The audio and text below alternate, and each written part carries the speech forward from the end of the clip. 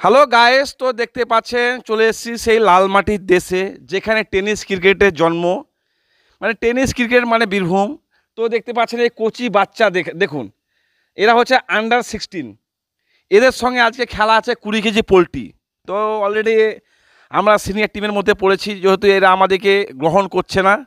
Senior বলতে গেলে যারা হয়তো বাইরে কাজ করছে বা জব করছে বা পড়াশোনা করছে, কোনো কাজের সঙ্গে যুক্ত। তো এই প্লেয়ারগুলো দেখতে পাচ্ছেন আজকে ভাই খেলা আছে আপনার সঙ্গে। হ্যাঁ।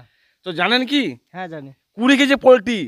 কালকে কিন্তু আপনারা হেরে গেছেন, হ্যাঁ হেরেছি। ক্যাম্পা হেরেছেন, আজকে খেলা আছে। হারলে পরে কান্নাকাটি করবে না তো? না না। আপনি কি বলছেন? আমি আর কি বলবো, আমরা তো কাল হেরে গেছি, আজ জিতবো।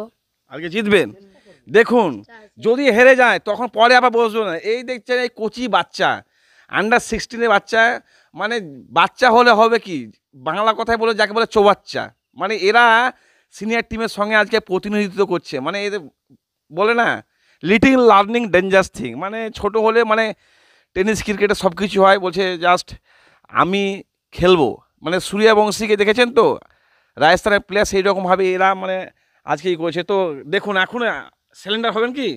না ঠিক, এখন চেষ্টা করি দেখি। আপনি কি বলছেন, সিলিন্ডার হবেন? দেখুন, হতেও পারি। ঠিক আছে।